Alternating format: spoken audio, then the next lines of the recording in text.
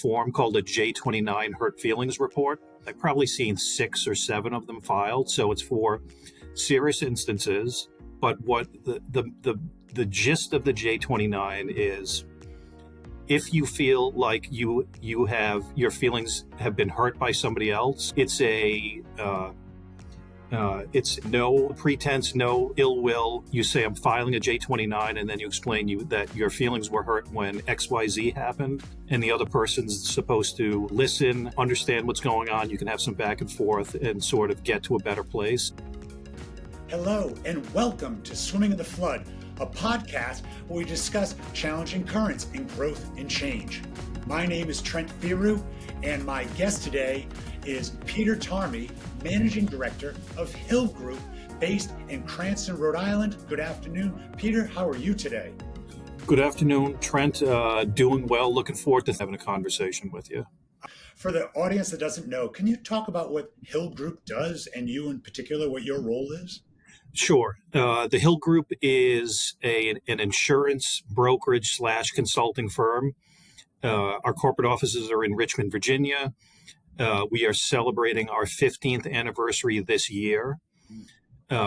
We have gone from probably 15 years ago having 25 to 30 employees. We're up to about 2,700 employees. We focus in both property and casualty, cars, buildings, and professional property, as well as employee benefits. As we've grown our New England footprint, which is one of our more mature footprints, my role has evolved over the last few years. We're very much a growth by mergers and acquisitions. So I'm overseeing what is, I think, at last count, 23 legacy agencies, all with big personalities, and I'm trying to round them up for a common good, common goal, and common culture, all of which makes my life interesting every single day. What does the culture mean? How does that apply to different offices? Do they have different ones and you're trying to unify those? It's a great question. In the insurance industry, there have always been a lot of independent agencies that have been operating to get to a certain critical mass. To get to that next step, it usually requires merging with a larger organization to get maybe more scope and more scale. That being said, when you have a business founder, there's usually a strong personality and a strong point of view that comes with that. And when we get them rolled up into what we're doing, oftentimes there's some cheeses moved along the way where we're starting to, manage some of their legacy employees, which is a change for some of the items that we're doing, as well as we're trying to, again, it feels soft and squishy, but, we have some tenets that we believe in. At the Hilb Group, we have 4 major tenets. We have passion, integrity, culture, and trust. And what we're trying to do is we're trying to create some North Stars that will generate people knowing the direction we're going and what we're trying to accomplish. And it is always challenging with the people who are new hires, legacy hires, and or agency sellers to sort of get a similar look and feel across the region. I love this concept that you have passion, integrity, culture, and trust. How does that get synthesized? So you make an acquisition, and I've made plenty of these, and I always say acquisitions start the day after the documents get signed, because everything before that is just playing around. And I will say, so what we'll do in an acquisition situation is there's a mergers and acquisitions team that will meet with them on a regular basis. You'll go through the process. Hopefully you'll end up being selected. When you're selected, that is where it's a 2-step process. So usually there's a bit of a trail after you get acquired where they call it an earn-out, where you have a second bite at the apple to try to maximize whatever your purchase price is. That being said, that doesn't mean we're leaving them alone for the entire process. Right. So usually we're dispatching what I would say is a team of experts, partners, collaborators who can work with them to help them understand, again, how Hilb will almost always be a bigger entity or significantly bigger entity during the acquisition process. Right. And we want to get in and we want to start letting them know, how do things work? What do we try to do? What do our deliverables look like? What do their deliverables look like? Because it's a two-way street. When you're going through the process, you're not only looking to implement the things that we're currently doing. I don't think there's an acquisition I've gone through where I haven't found a best practice embedded in the newly acquired agency that we're looking to pick out and socialize out throughout all the other agencies. So there's lots of conversations that happen right after that. We've gotten much better at this, and we'll spend a lot of time regularly meeting with them and the staff, introducing the new names and faces that they're going to be spending a lot of time with, and starting to lay out that 2 to 3 year strategy of where do you go from purchase price to end of earnout to officially embedded into the Hilb group as a larger organization. Now, the challenge is sometimes you finish that 3 year stretch and that integration and socialization and embedding might take might be immediacy. It might take 3 years. It might take 5 years. Right. There are some that might take quite a while based on either how specialized they are, how long they've been doing it, and or how on board they are with merging with us, which is, again, that's the fun part of coming to the office. That's the people part that I think I enjoy the most. So when you're talking about the earnout, mostly of the owner or maybe a select group at the upper echelon of the organization, how are you bringing some of the rank and file, let's say, who aren't getting a bite at this apple, may not be getting some extra piece? How are you wanting to bring them into your fold? How are you training them? How are you gearing them up for it? The big thing with the rank and file is we want to spend time doing a couple of things. We want to start introducing them to, again, how we do things. We want to identify where they're most likely to fit in the future. Mm-hmm. And when I say fit in the future, it's not like we're going through a process where we're hiring people and then we realize they're a good fit or they're a bad fit. Oftentimes the agencies are smaller. They specialize in not as much, so they're a lot more generalist. They're working with what I would call small groups, medium-sized groups, and large groups.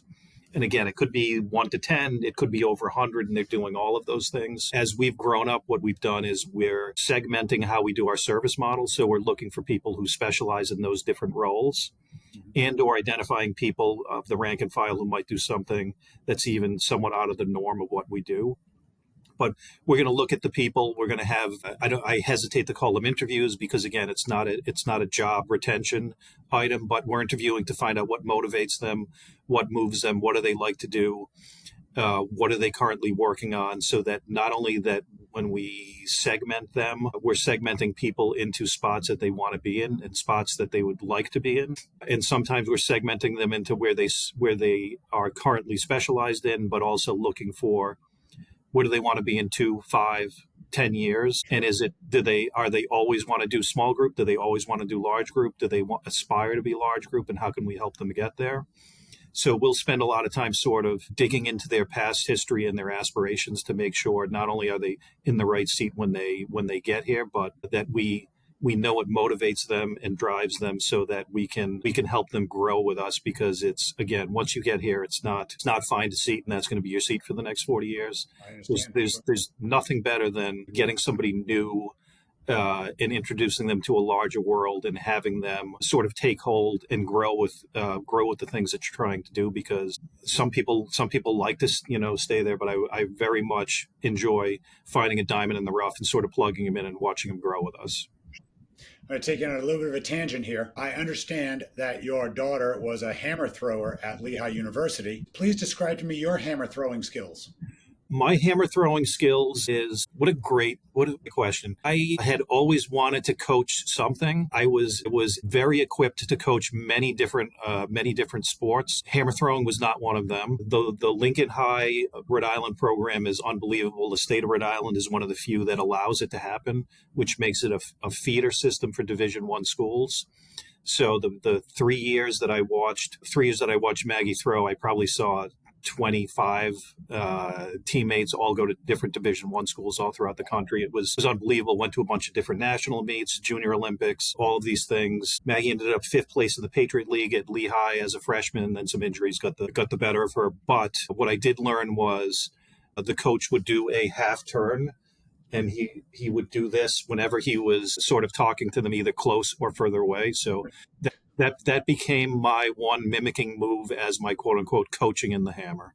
It's turn the hips, turn, push the ball, I think they call it. But outside of that, I've spun around a couple of times, might have thrown it 30 feet tops, I think Maggie was topping out at 170 or 180 when I left. So there's masters divisions, Trent, where I can go in and throw at the 50s and ups and 60s and up where I might have a chance. But still, I'm looking for another hobby. So maybe this might inspire me to go back There and we try. go. Now, there we go. You got a whole, your personal bests are waiting for you. Yes. Oh man, my personal yes. If I could throw it to the pitcher's mound, I will have doubled my personal That's best. exactly right. Yes. Mhm.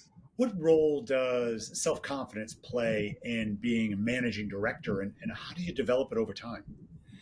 I am going to say, do I ever think to myself a little bit of imposter syndrome and whether or not I actually know exactly what it is that I'm doing? I never, there's not a day that goes by where I don't ask myself, wait, what are we talking about? Let me learn a little bit more about this. I think I have a level of confidence in what I know and also knowing what I don't know, but knowing that what I don't know, I can research enough to feel comfortable with it, as well as rely on the team that is around me to help me understand some of the more esoteric, finer points that maybe I don't need to know as much. If you surround yourself with trusted people, they can help sort of build on your confidence also. If your leadership team is maybe not of one mind, but one end goal. We have lots of spirited discussions where we might agree or disagree with different things. But knowing that you have a team where you can talk it out and understand each of the different harder decisions that comes your way, I believe instills a bunch of confidence in yourself. Will I admit to having my confidence shaken based on a bad decision or two? 100%. I'd like to think in every given day I'm probably making 200 decisions, and if I get 200 right, I don't think I'm making the right 200 decisions because those are all the easy ones. So I know there's some uncomfortable places to go, but with that, I have confidence in my ability to figure things out. But I have even more confidence in the team that I've sort of put together that helps me make sure we're going in the right direction. You were given an explanation that would have been similar to Donald Rumsfeld when he was Secretary of Defense. You have known unknowns. Mm-hmm. The known unknowns are something you go to your team, your trusted team that you've built. How does your team build trust or maintain trust within each other? I think there's a couple of things that we do. I think keeping everything open and honest dialogues, not being afraid to agree or disagree, or spend a little extra time hashing out items where we don't have some type of immediate universal agreement on a topic is one of the most important items. Mm-hmm. It sounds cliche, but we do point to collaboration and trust and integrity as sort of guiding lights for some of the items that we're dealing through. So we'll sort of point to those if we get to a point where we think we're somewhat off base. We also have the unique item we have a mythical form called a J29 Hurt Feelings Report. There are some that gets filed regularly. There are some that are online. I've been at the Hilb group for a little bit over 4 years. I've probably seen 6 or 7 of them filed. So it's for serious instances. But what the gist of the J29 is, if you feel like your feelings have been hurt by somebody else, it's no pretense, no ill will. You say, I'm filing a J29, and then you explain that your feelings were hurt when XYZ happened. And the other person's supposed to listen, understand what's going on. You can have some back and forth and sort of get to a better place. Again, it sounds corny, but it's a way to get to a place where you're not harboring ill will or grudges or getting on the wrong path with the overall leadership team. So it's a way of getting things out in the open and allowing you to clear the air so that you're all approaching things with the right mindset. That J29 happens in real time. It sometimes happens in real time. I will say I've seen 2 of them in real time. The majority of the others are people will usually stew on something overnight that happened and come back and say, they'll call you on Teams. They'll come into your office and say, hey, I have a J29, and they would explain what the situation is. And it gives you a chance to, again, just get right to the heart of the matter and get to a place where you're back to pulling in the same direction. Do you think there's one way is better than another in real time, or allowing a person to process those feelings and come the next day? Do they have different effects on the person who was the offender, we'll say? I think in time J29 would probably be more impactful, and because again it gives you a chance in the moment to sort of correct and course correct and redirect the conversation to a point where if you feel like you might be getting into something off track or more personal where that's being worked into the decision.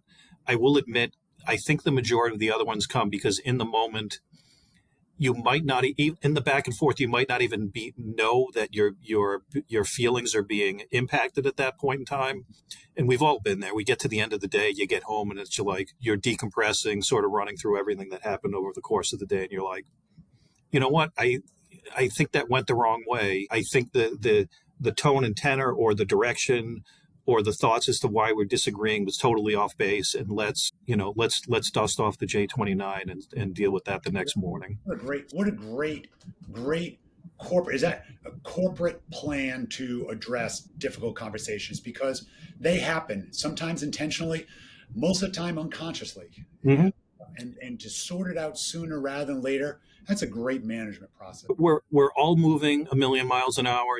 Technology and everything else is supposed to make our lives easier. It just lets us be able to handle more and more things, which again can be burdensome at the end of the day. So this is sort of that reset button, just to pause. It is what I would describe it as. It's a great corporate tool. I'm not 100% sure if it's Hilb sanctioned for nationally. But we might have a little New England subculture that has some of these trips or tips that we're using to help get us through the day. Speaking of tricks and tips, I understand that one of your degrees is in psychology. Which type of tests do you secretly subject your employees to, like Rorschach tests or? We do some personality testing just to see whether or not, I think predictive index is one, to see whether or not our teammates will work well together, or to see whether or not that is a better insight into others' motivation as to why they're acting the way that they are. I found that interesting and helpful. Sometimes I wonder whether or not if I could put any different one in front of somebody, they would be like, "Oh, this totally rings true." It's like when you read the horoscope, everything kind of makes sense if you really want to open your mind up to it. The unofficial Rorschach test that we do, which is just in the interview process. It seems like I have a lot of corny stuff going on. So usually I have one interview question, which is, if you were a tree, what kind of tree would you be? That's the Barbara Walters question. Yes. And we started tracking all of them. We have a lot of white birches in our leadership team, all salespeople, either are a redwood, a sequoia, which is the same thing as a redwood, or an oak. And if you're hiring a salesperson and they don't say that might be one of the few telling things. We have, if you say you're a palm tree. This person's not strong enough. He's not here. Correct. If you say you're a palm tree, we wonder whether or not you really like to work, but we have a couple of good palm trees in on board as well. And then you get some weird, we have someone who was a Christmas tree. Somebody wanted to be a money tree. And I got a couple of super weird one-offs. That's the closest to a Rorschach test What's your tree? So I'm a willow tree. That was the one I had in my head. I used to make a joke because the willow tree can be knocked over even in the lightest gust of wind, and it has no roots and it's super weak. But they're actually much stronger than they're cracked up for. But as a Lincoln, Rhode Island resident, one of my getaway places is Lincoln Country Club, which has a lot of willow trees, including on its logo. So when I'm looking for my happy place, it's usually around willow trees. Very nice. And for the people that may not know, you carry, I think, like an 8 index too. You're a good golfer. Before I got to the Hilb group, I might have been even better than an 8, but I'm so immersed in the Hilb group now that my golf game is so. Your higher ups, I'm sure, really appreciate losing strokes off your index. There's a lot of responsibilities I have to have passion in the business. So passion in the business means maybe a little bit less golf than I would like. Sure. We have a lot of client events that still get me out there, which I'm lucky enough, even when I'm stepping away from golf, to have a lot of golf forced upon me, which I don't have a big problem with. Well, Peter, I enjoyed this conversation tremendously. I really enjoyed the idea behind passion, integrity, culture, and trust. And I just want to thank you for coming on board with us today, and to the audience, thank you for joining us in Swimming in the Flood. Resilient leadership, it's tough navigating, but with one tack or another, we can get there together. If you have the opportunity, please Subscribe on our YouTube channel or check out our website, TrentTheroux.com. Peter, pleasure to see you. Thank you. Thank you, Trent. You as well. I appreciate the time to talk to you and your audience. I appreciate it very much.